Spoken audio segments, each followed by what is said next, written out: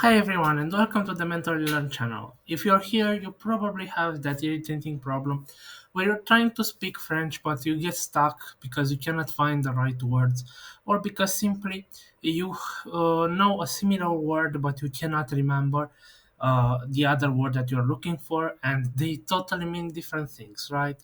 That's the intermediate level struggle, and it's usually about those frustrating pairs of verbs that mean the same thing in English but are totally different in French. So today we're smashing that wall and we're going through 10 French verbs, 5 confusing pairs that learners mix up every single day, and I've seen them being mixed up quite often. I'm going to give you the simple, let's say, rule of thumb on how to distinguish them, and also stay until the end to find out more about how you can learn more with me through my courses and also find some information about the upcoming Mentally Learn platform. So let's dive in. The first pair and most renowned for being, let's say, a worst offender are savoir versus connaître. They both mean to know, but the difference in usage is huge in French. Think of it this way: savoir is used for facts, skills, or information. It's about knowing how to do something or knowing a piece of information, a piece of data. If you cannot follow the verb with how, what, if, or to do something as an infinitive verb, you use savoir. Okay? So, je sais nager. I know how to swim. Je sais qu'il est là. I know that he is there. Otherwise, connaître is for people, places, or things. It's about familiarity with a certain place, a certain person, having an actual connection with something or someone. As a rule of thumb, if you can follow the verb with a person or a name, use connaître. Je connais Paris. I am familiar with Paris. Tu connais mon ami Marie? Do you know my friend Marie? It's always about information, savoir, versus familiarity, connaître. Get that right, and you're instantly going to avoid at least the most common mistake that you francophones usually make. Next in line, we have voir versus regarder. This is a great pair because it's the distinction is all about, let's say, the target of the action. Voir is passive. It's the physical ability of being able to see. It's when something just enters your field of vision without you trying to look for it. Okay? So, to see, it just happens. Hier, j'ai vu un accident de voiture. Yesterday, I saw a car accident. So basically, if you want to say you were walking and you just happen to see something, okay, then you use voir. Regarder, it is active. It requires you to make an effort and pay attention to something, maybe look at something or look for something. For example, nous regardons un match de football. This is you're actively involved in the activity of watching the football match because it's going over a period of time. So, nous regardons un match de football. We are watching a soccer game. You not say nous voyons un match de football. Okay? Because you are not seeing the match per se. It's not something physical that enters your field of vision. The third pair we're going to analyze is prêter versus emprunter. Uh, Basically, they are all about logistics, about who does the action.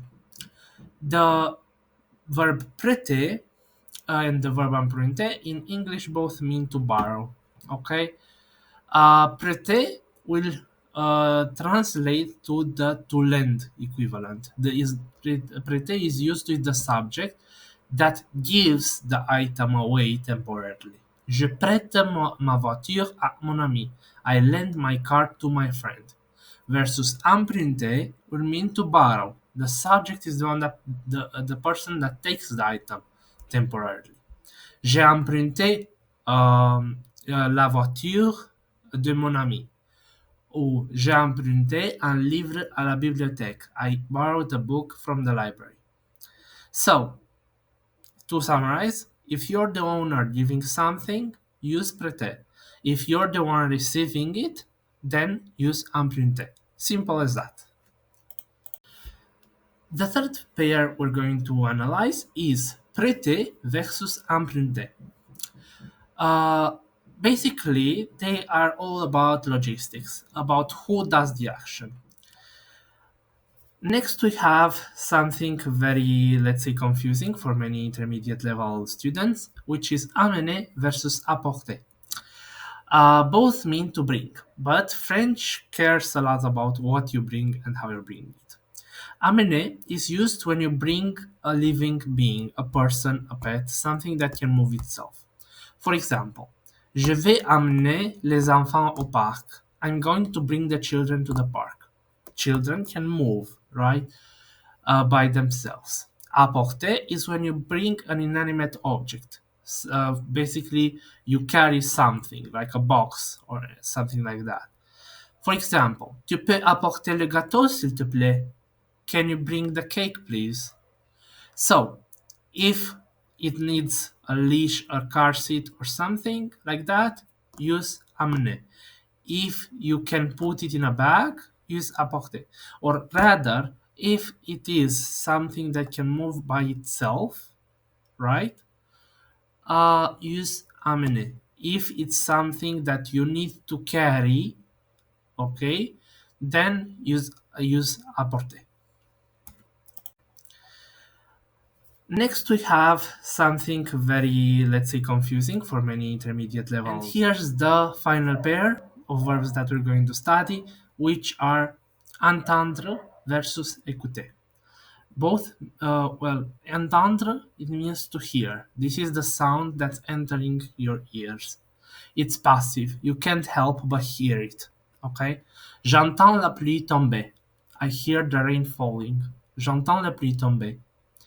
Or écouter, it means to listen, actively listening. It's an active choice. You are paying attention to something, you're listening to someone, concentrating on something or someone. So, nous écoutons les nouvelles à la radio. We are listening to the news on the radio. So, you might be able to hear a sound, entendre, but you consciously listen to something or someone, écouter. So there you have it, 10 tricky verbs, and now you have the simple, clear rules for all of them on how to use them. Now it's time that you practice in the comments, write one sentence with each verb in order to practice with their meaning. Now that you also know all these rules, you might say, okay, but how do I stop myself from translating in my head everything, from making these rules like a habit for me? Well, that's why I designed my focused courses covering grammar, vocabulary, and speaking examples around daily topics. Let's say, for example, shopping.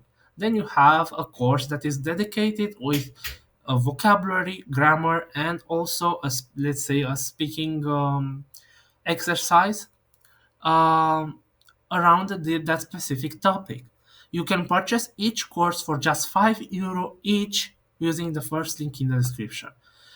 Also, finally, I'm going to tell you about the Mentorly Learn platform, which is a platform that we are developing actively right now, and we need your help because we need your input on how to make the platform better and let's say more adapted to, more suited to your needs.